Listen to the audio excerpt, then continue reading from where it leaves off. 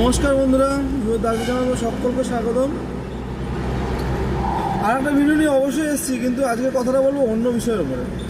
আমি তো পরিবহন ব্যবস্থার সঙ্গে বহু বছর থেকে জড়িত। আজকে আমি দুপুর 2টোর সময় তারকেশ্বরে বেরিয়েছি, আর রাত 1টা বাজে আমি এখনও মাল নিয়ে বাড়ি ফিরছি। বুঝতে পারছো তাহলে ট্রাফিক ব্যবস্থার কোথায় গিয়ে ঠেকেছে? পরিবহন ব্যবস্থার নিয়ন্ত্রণ কোথায় এসে কলকাতায় এসে ঠেকেছে। আমি এয়ারপোর্ট থেকে দক্ষিণেশ্বর গেছি আজকে 2 ঘন্টা, মাত্র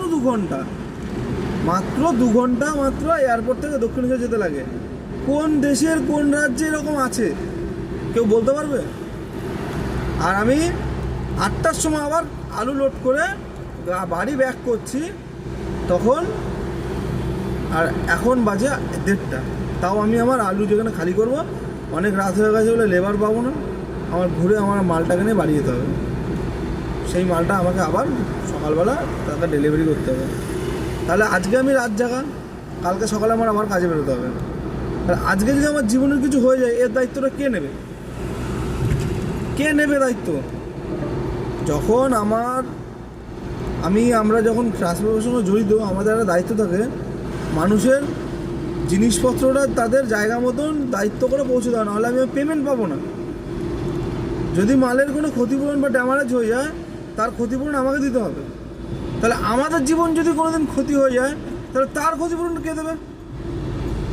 আমি শুধু প্রশাসনের কাছে একটাই কথা বলছি, যেহেতু এটা সোশ্যাল মিডিয়া, তো এটার থেকে অনেকে অনেক কিছু পরিবর্তন করতে পেরেছে, অনেকের কান বন্ধ কথাটা গিয়েছে, অনেক জায়গা মতন গিয়ে অনেক কাজের সুরাহা হয়েছে বলেই আমি আজকে এই কথাগুলো বলছি। বন্ধুরা, আমার যারা অডিয়েন্স আছে, যারা এই সোশ্যাল মিডিয়ার সঙ্গে জড়িত আছে না, তাদের কাছে আমার একটাই অনুরোধ, না আমাদের মতন ড্রাইভার মানুষদের কথা একটু তারা ভেবে এই ভিডিওটা যতটা পারবে শেয়ার করে এই প্রশাসনের এই কানের মধ্যে জানি আর এই চোখের পর্দা জানি তুলে দেখাই যে আজকে আমাদের অবস্থা কোন জায়গায় এসে পৌঁছেছে,